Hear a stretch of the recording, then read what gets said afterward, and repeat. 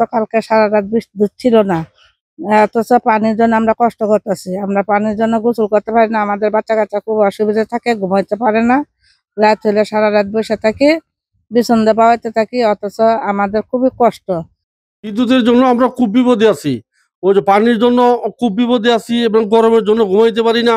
মাদ্রাসাতে পোলাপানরা গোসল করতে পারে না, পানির জন্য থাকতে পারতেছে না।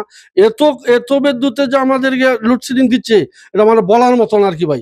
মানে কি বলবো, মানে বিদ্যুৎ মানে আমরা খুব কষ্টে আছি, মানে বিশাল কষ্টে আছি বিদ্যুতের কারণে।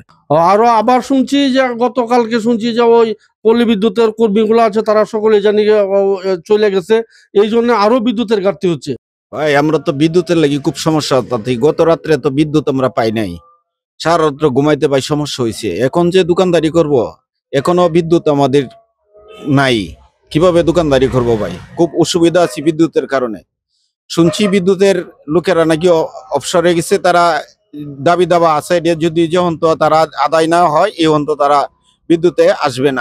বিদ্যুতের জন্য গ্রাহককে পাম্পে সেবা দিতে পারতেছি না, অনেক গাড়ি ঘুরে যাচ্ছে, বিদ্যুতের অনেক সমস্যা হচ্ছে।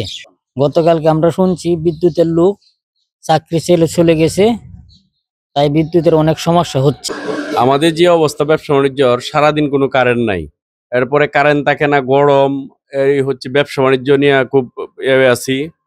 হাওয়া বা ওই ওয়েল্ডিং এগুলা করতে পারতেছি না কারেন্টের জন্য।